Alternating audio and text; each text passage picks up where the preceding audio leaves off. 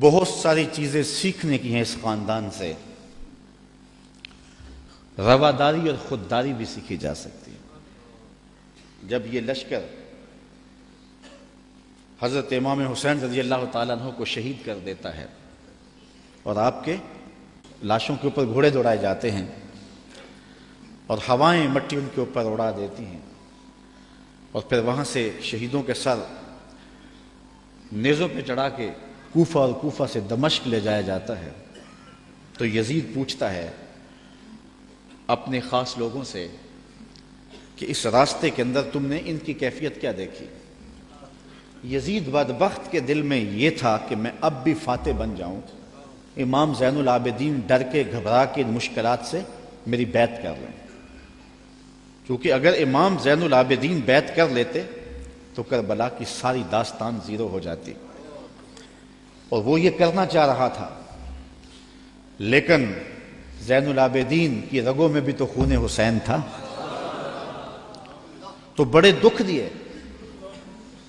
آدمی حیران ہو جاتا ہے کہ کس طرح انہوں نے گھوڑوں کے اوپر سوار کرا کے اطرت پیغمبر کو بازاروں میں پھرایا، اور پھر ان کے سر نیزوں کی نوک پہ چڑھے ہوئے تھے. لیکن دربار یزید میں جب پہنچے تو یزید نے اپنے خاص لوگوں سے پوچھا کہ کیا ان کی اب حالت ہے؟ لاشیں کٹ کے وہاں پڑے ہوئے ہیں، سر یہ ہیں، تو اب تو دب گئے ہوں گے. تو جو اس نے جواب دیا اس سے اس خاندان کی خودداری اور غیرت دیکھو.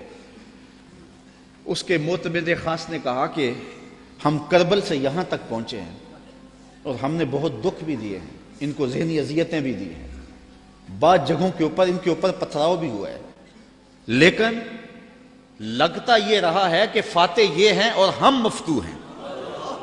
ان کا انداز اور ان کا تیور ہمیشہ یہ بتاتا رہا ہے کہ اصل فاتح یہ اور مفتو ہم ہیں، اور حقیقت ہے بھی یہی.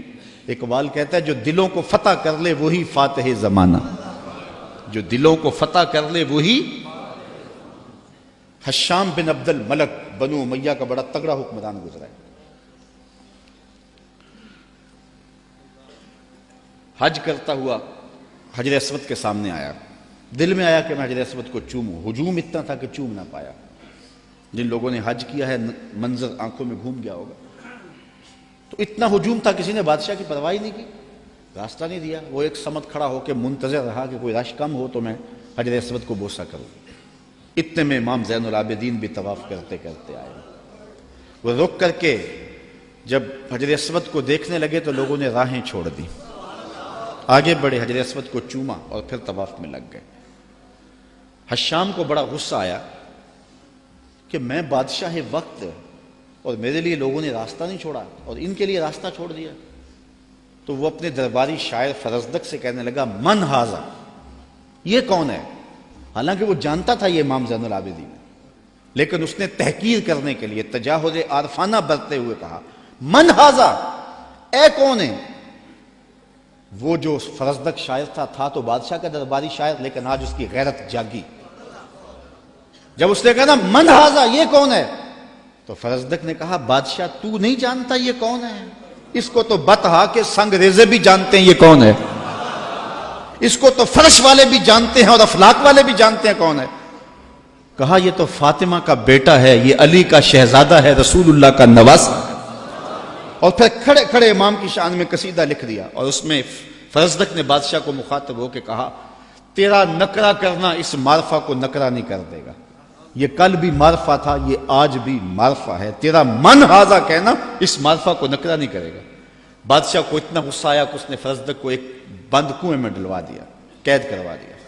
امام کو پتہ چلا تو انہوں نے اشرفیوں کی ایک تھیلی بطور جو ہے وہ محبت فرزدق کے پاس بھیجی. تو اس نے چوم کی آنکھوں سے لگائی اور خادم کے ہاتھ میں واپس کرتے ہوئے کہا کہ امام سے کہنا، میرا سلام دینا، کہنا ان ٹگوں کے لیے بادشاہوں کی نوکری کی ہے ساری زندگی، اور یہ جو میں نے قصیدہ لکھا ہے پیسوں کے لیے نہیں کیا، اشرفیوں کے لیے نہیں لکھا، آپ کے نانے کی شفاعت کے لیے لکھا ہے. جو دلوں کو فتح کر لے وہی فاتح زمانہ. آپ پورا شہر ڈھونڈ لیں، آپ کو شمر نام کا شخص نہیں ملے گا، آپ کو خولی نام کا شخص نہیں ملے گا، آپ کو ابن زیاد نام کا شخص نہیں ملے گا، آپ کو یزید نام کا شخص نہیں ملے گا. اور اگر آپ ڈھونڈنے نکلے دور کیا جانا اسی محفل سے ڈھونڈ لے، ہزاروں علی کے نام کے ہوں گے، ہزاروں حسین کے نام کے ہوں گے، شبیر کے نام کے ہوں گے، اور کتنی تجھے محبتیں اے فراز چاہیے، ماؤں نے تیرے نام پہ بچوں کے نام رکھ دیے۔ جو دلوں کو فتح کر لے وہی فاتح زمانہ۔